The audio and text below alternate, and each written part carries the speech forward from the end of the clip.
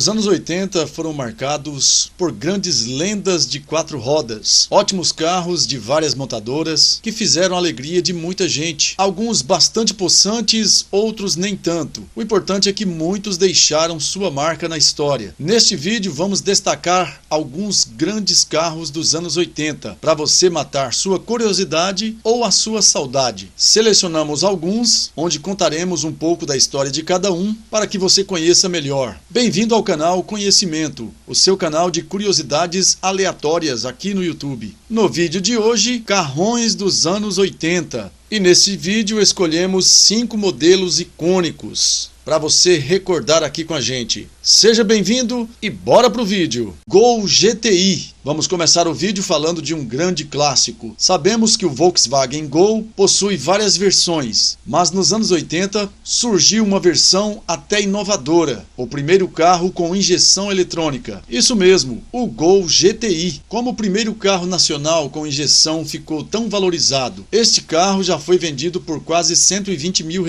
em um leilão, e é raro encontrar unidades de sua primeira geração por menos de 70 mil. Mesmo após o fim dos esportivos V8, a década de 1980 foi um período muito interessante para quem gosta de carros esportivos. Foi justamente nessa época que surgiu um dos mais carismáticos e desejados da Volkswagen, o Gol GTI de primeira geração. Em outubro de 1988 era apresentado o Gol GTI, o primeiro automóvel nacional equipado com injeção eletrônica de combustível. A adoção do sistema Bosch LE Getronic foi um dos últimos trabalhos do engenheiro Philipp Schmidt. Com ele, o torque do motor AP2000 subia de 14,9 para 18,35 kgfm e a potência chegava a expressivos 120 cavalos. Tratava-se, na verdade, de um sistema de gerenciamento com 2 processadores que controlavam não apenas a injeção, mas também a ignição, sempre de acordo com as condições atmosféricas e do comando do acelerador. Pela primeira vez, um carro nacional dispensava o hoje esquecido afogador. As respostas no pedal do acelerador eram imediatas, sem a hesitação ou os engasgos tão comuns nos carburadores. O GTI tinha uma personalidade completamente distinta do GTS, mais suave, progressiva e civilizada. O sensor de detonação implicou no uso de um cabeçote com tuchos hidráulicos, muito mais silenciosos. A decoração externa era exclusiva. A carroceria era sempre pintada em azul mônaco metálico, enquanto os para-choques e apliques laterais eram pintados de prata. A antena no teto lançou moda. Por dentro, o acabamento em tons escuros deixava claro que se tratava de um esportivo. O volante revestido de couro era uma novidade. Os bancos Recaro com encostos de cabeça vazados também era outra novidade. O painel exibia grafismos vermelhos. Um pouquinho da ficha técnica do GTI para você. A revista Quatro Rodas fez um teste com o Volkswagen Gol GTI em janeiro de 89. A aceleração foi de 0 a 100 em 10,4 segundos. Velocidade máxima de 174,3 km por hora. Ele possuía um consumo de 8,5 km com litro na cidade e 13,3 km por litro na rodovia. Possuía potência de 120 cavalos a 5.600 RPM. Câmbio manual de 5 marchas, tração dianteira. Em meados de 2020, um GTI 93 estabeleceu o recorde de R$119 mil em um leilão de automóveis antigos no Brasil. Fato que agitou as redes sociais e o mercado antigomobilista. Unidades em razoável estado de conservação não costumam ser negociadas por menos de 70 mil. Chevrolet Monza. O interessante do Monza é que é o carro que chegou ao mercado nacional com uma configuração que não existia em lugar nenhum no mundo. O hatch com 3 portas. Lembrando, pessoal, que 3 portas é as 2 tradicionais e a do porta-mala. A história do nosso querido Chevrolet Monza não se iniciou aqui no Brasil em março de 1982, quando foi lançado no mercado nacional pela GM. O projeto original do carro foi criado e desenvolvido pela alemã Opel, lá no início dos anos 70, quando surgiu sua primeira geração. Na Alemanha, onde era batizado de Opel Ascona, nosso Monza teve 2 gerações anteriores, que não foram produzidas no Brasil. E na realidade ele já era um prenúncio do que o mundo passou a chamar de carro global ou projeto mundial. O Opel Ascona foi fabricado em boa parte do planeta: Alemanha, Bélgica, Inglaterra, Estados Unidos, África do Sul, Venezuela, Colômbia e também no Brasil. A terceira geração do Opel Ascona foi lançado na Alemanha em setembro de 1981. Em questão de 6 meses, a GM do Brasil já trouxe para cá, com o nome de Chevrolet Monza, que passou a ser o segundo carro com conjunto mecânico disposto transversalmente no país. Na realidade, a GM brasileira já acompanhou a participação da criação e desenvolvimento do projeto dessa terceira geração do Ascona na Europa, para poder trazê-lo para cá, assim que fosse lançado no exterior. Inicialmente eram duas versões de acabamento, a SL e SLE, e o interessante é que o modelo chegou no mercado nacional em uma configuração que não existia em lugar nenhum, com 3 portas, incluindo, como eu já disse, a do porta-malas. Acreditava-se na época que o público consumidor brasileiro gostava de carros coupé ou hatch, especialmente os de 2 portas, concepção que remetia a um esportivo. Outro ponto que impactou negativamente o Monza em 1982 era relativo ao conjunto motor-câmbio. O propulsor da chamada família 2 era 1.6 com poucos 72 cavalos com gasolina, ou 73 cavalos com álcool. Além desse motor fraco, o câmbio manual oferecido tinha apenas 4 marchas, fato que limitava bastante o desempenho, afinal o carro pesava quase 1.100 quilos. Mas a GM reagiu rápido ante essas críticas da imprensa especializada da época e já nos modelos 1983 passou a oferecer um novo motor 1.8, produzindo 86 cavalos e movido somente a gasolina. Esse novo propulsor melhorou substancialmente a performance da então novidade, o Monza Hatch. Com uma grande gama de opções para o mercado nacional, ele passou a vender como água no deserto. E o resultado prático dessa preferência nacional veio em 1984, quando o Monza foi o carro mais vendido do Brasil. Em 1985 e 1986, ele repetiu essa proeza, passando o trono para o Volkswagen Gol somente em 1987. O carro era realmente muito bom, principalmente por entrar em um segmento onde praticamente não existiam concorrentes. Seu principal rival era o Volkswagen Santana, que chegaria só em 1984. Para se ter uma ideia, o Monza roubava clientes até do grandalhão Opala, que tinha seu projeto antigo como principal ponto negativo. Os consumidores passavam a optar pelo modernismo ao invés do tradicionalismo.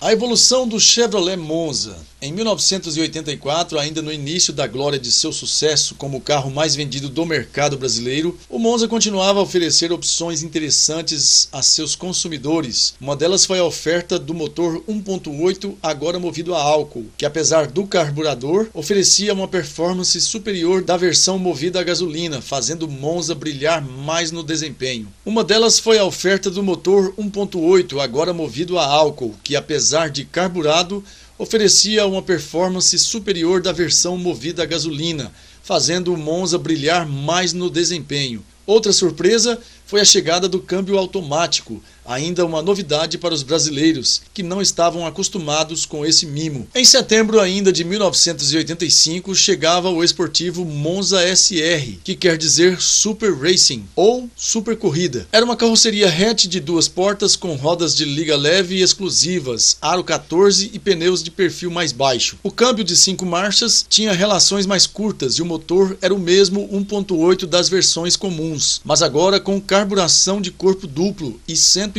cavalos de potência. Com essa nova configuração, esse Monza SR acelerava de 0 a 100 km por hora em pouco mais de 11 segundos, alcançando 180 km por hora de velocidade máxima. E uma curiosidade sobre esse Monza: ele possuía um pequeno parafuso que bloqueava a abertura total do segundo corpo do carburador. Isso limitava sua potência máxima nos 99 cavalos, cumprindo uma legislação tributária da época. Sabendo disso, todos os proprietários de Monza 1.8 após 1985 compravam o carro e se apressavam em retirar o tal parafuso para ganhar esses 7 cavalos de potência no motor. Tá aí para você mais um grande sucesso dos anos 80 para recordar aqui no canal: Ford Escort XR3. Um dos modelos mais famosos da Ford nos anos 80 e 90 foi, sem sombra de dúvidas, o Escort XR3. Apresentado na Europa em 1968, o modelo compacto da Ford logo se tornou um enorme sucesso comercial e também de vendas. E por aqui não poderia ser diferente, mas tivemos que esperar até 1983, quando o Escort foi apresentado de forma oficial, para então vermos o Escort XR3 nas ruas. Vamos falar da história de um grande sucesso da Ford aqui no Brasil, o Ford Escort XR3. Apresentado em 1983 no país do samba e do futebol, o Ford Escort XR3 tinha outros modelos da linha Escort como acompanhantes. O Escort tinha várias versões de acabamento, sendo elas a mais básica sem nomenclatura, a L, passando pela GL intermediária e a luxo, guia, também a esportiva XR3. O visual do Ford Escort XR3 nacional seguia à risca o mesmo design encontrado no modelo europeu, com seus defletores aerodinâmicos e rodas de liga leve de 14 polegadas.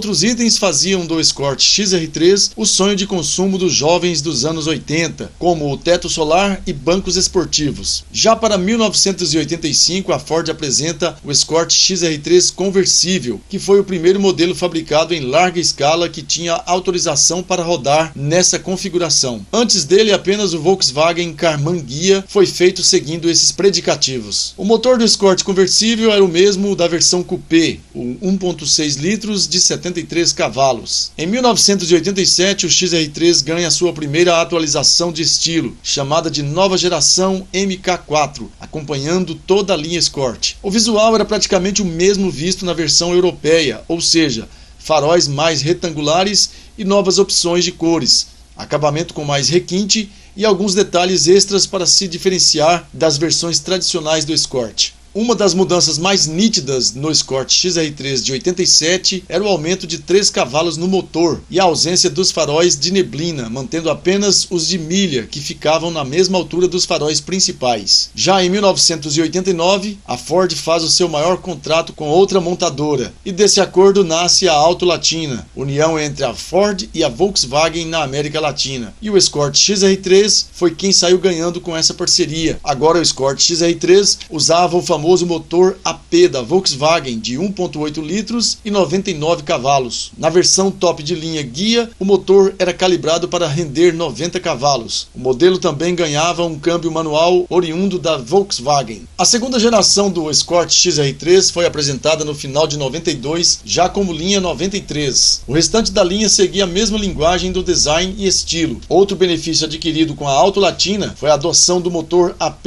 2.0 litros, com injeção eletrônica e 115 cavalos para o Escort XR3i. No ano seguinte, o Escort XR3i adotava a mesma nomenclatura do modelo europeu e ganhava um novo motor 2.0 litros AP, só que agora configurado para álcool, e o novo motor rendia 122 cavalos. O fim da linha para o Escort XR3 foi decretado em 1996, e é sem dúvidas que o Ford Escort XR3 é também um grande ícone dos anos 80 aqui no Brasil, e com certeza é mais um carro que deixou uma legião de fãs em todo o país. Volkswagen Santana. O Volkswagen Santana nasceu luxuoso, mas morreu simples e pelado. O carro que colocou a Volkswagen entre a elite dos carros nacionais saiu de cena em 2006, mas deixou uma legião de fãs no Brasil. No ano do seu lançamento, o modelo CD reunia público por onde passava. Não era para menos. Tratava-se do primeiro modelo de luxo do mais popular fabricante de carros do Brasil, a Volkswagen. Na Alemanha, onde começou a ser vendido em 1981, ele nunca fez grande sucesso. Pudera, concorria com os irmãos Audi, modelos 80, 100 e 200, que além da fama de contar com mecânica refinada e tecnologia avançada, ainda tinham um quê de esportividade graças ao título mundial de rally conquistado pela versão 4 em 1983. Mas por aqui o cenário era diferente. Depois de 25 anos fabricando modelos que fazia jus ao nome de carro do povo, a Volkswagen finalmente teria um modelo para concorrer no segmento de luxo, ocupado pelo Ford Del Rey, Chevrolet Monza, Opala Diplomata e o Alfa Romeo. Para uma empreitada desse porte, a fábrica precisou de 7 anos de preparação e um investimento de 50 milhões de dólares. Enquanto o Santana, nome do vento forte do sudoeste da Califórnia, ainda era só a sigla sigla BEA 112, um comitê se reunia nas tardes de segunda-feira para discutir o andamento do projeto. Alguns pontos nesse carro foram considerados essenciais. Por exemplo, os bancos e encostos deveriam ser mais confortáveis que os do Passat e ter regulagem leve, sem folgas nem ruídos. O retrovisor interno deveria desacoplar em caso de colisão. As portas, ao serem fechadas, emitiriam um som forte e sólido. Segundo relatos de funcionários da época, a preocupação com a qualidade era quase paranoica. Durante a fase de testes, 47 protótipos rodaram 1,75 milhão de quilômetros até o Santana chegar às lojas em junho de 1984. Eram 3 versões: CS Comfort Silver, mais simples, CG Comfort Golden, intermediária, e a CD Comfort Diamond, top de linha. Na lista de equipamentos disponíveis, 2 artigos de luxo na época: ar-condicionado e direção hidráulica. Câmbio automático era privilégio do modelo CD. O motor 1.8 era o maior já feito pela fábrica no Brasil e tinha a opção de álcool e gasolina. Na linha 1987, o Santana, que já contava com a perua Quantum na família desde 1985, passou por uma leve restilização e suas diferentes versões mudaram de nome, passando a ser CL, GL e o mais luxuoso, o GLS. O carro fez parte da safra dos modelos 2000, referência ao motor de 2 litros com desempenho nitidamente superior aos 1.8. A versão a álcool tinha 112 cavalos de potência, ante os alegados 99 do motor a gasolina. Na época, motores com até 100 HP pagavam a alíquota mais baixa de IPI. A grande mudança no Santana ocorreu em 1991, quando foi totalmente remodelado, com linhas inspiradas no Passat alemão, mas desenvolvidas no Brasil. O carro abriu distância sobre o seu mais próximo concorrente, o Monza, tanto que só receberia pequenas modificações em 1996. O Santana foi o automóvel que inaugurou o uso do freio ABS nos carros nacionais e que atingiu a respeitável marca de 548.494 unidades produzidas e que tem uma crescente comunidade de fãs, mas isso aqui no Brasil. Uma rápida ficha técnica aqui do Santana: aceleração de 0 a 100 em 11,4 segundos, velocidade máxima de 167 km por hora, consumo de 6,13 km por litro na cidade, 8,81 km por litro na estrada, potência de 112 cavalos a 5.200 RPM, câmbio manual de 5 marchas com tração dianteira. Este foi mais um clássico que fez muito sucesso nos anos 80 também. Opala Diplomata SE. Potente e luxuoso, ele chegou aos anos 90 entre os mais caros nacionais, sempre mascarando a idade do projeto. Os anos 80 começaram com um cenário bem pessimista para os brasileiros. Com a segunda crise mundial do petróleo, a inflação disparou e a preferência por sedãs grandes e potentes despencou. Velhos ícones de luxo e requinte, o Dodge Dart e o Ford Galaxy, sucumbiram em um mercado incapaz de ignorar a sede voraz de seus motores V8. Desde então, quase todos os sedãs passariam a ter 4 cilindros e tração dianteira, menos o Opala Diplomata. O sedã reinava sozinho na preferência de famosos, autoridades e famílias abastadas que apreciavam a tradição da tração traseira, o rodar macio e a força do motor de 6 cilindros em linha. Completando 20 anos de produção, o modelo 1988 trouxe aperfeiçoamentos para justificar o posto de automóvel nacional mais caro, com atributos capazes de satisfazer sua clientela fiel. Por fora, modificações estéticas. A frente era inspirada no Monza, mais baixa e com faróis trapezoidais, integrando as luzes auxiliares. A placa traseira voltava a ficar abaixo do para-choque, como era até 79. E no lugar surgiu um acrílico vermelho ligando as lanternas. Para coroar a fase, o Diplomata ganhou rodas exclusivas e a sigla SE Special Edition. No interior, a nova coluna de direção melhorou a ergonomia com regulagem de altura em 7 posições e o ar-condicionado ganhou difusores para o banco traseiro, atrás do console central. Vidros elétricos, faróis e luzes internas contavam com a praticidade dos temporizadores e o eixo cardan passava a ser bipartido para eliminar vibrações e ruídos indesejados em altas velocidades. Para melhorar a estabilidade sem comprometer o conforto, a suspensão foi modificada. Recebeu amortecedores pressurizados com batentes de poliuretano, molas recalibradas e barra estabilizadora dianteira de maior diâmetro, centro, além do sistema de direção redimensionado. A tração traseira proporcionava diversão, mas exigia cautela redobrada. Nenhuma novidade, porém, causou tanto impacto quanto o câmbio automático alemão 4HP22, fornecido pela ZF. Era o mesmo câmbio do BMW 735i e do Jaguar XJS, com 4 marchas e bloqueio do conversor de torque. Proporcionava maior velocidade máxima e silêncio nota 10. Mas o consumo ainda pesava. O ano de 1991 trouxe os últimos retoques para o Opalão. Grade e retrovisores novos, para-choques envolventes de plástico, rodas aro 15. No interior mudavam o acabamento das portas e o volante, ligado à direção hidráulica ZF Servotronic, com assistência controlada eletronicamente. Os freios eram a disco nas 4 rodas e no fim do ano viria o câmbio manual Clark CL 2205 de 5 marchas. O último Opala deixou a linha de montagem em 16 de abril de 1992. Ele e as 99 unidades anteriores constituíram a série SE Collectors, e em um teste realizado em abril de 1998 constatou-se que o Opala tinha aceleração de 0 a 100 km em 11,22 segundos, velocidade máxima de 166,4 km por hora, potência de 121 cavalos a 3.800 RPM, câmbio com 4 marchas, tração traseira. Mais um clássico que fez muito sucesso nos anos 80, que teve sua criação anos atrás e que chegou até os anos 90 também, saindo de linha anos seguintes. É isso aí, amigos, hoje falamos de 5 carros icônicos que deixaram uma legião de fãs em todo o país. Carros estes que movimentaram muito bem a indústria automobilística do país. Se você gostou do vídeo, deixe o seu like e faça sua inscrição. No próximo vídeo, vamos trazer outra curiosidade. Muito obrigado!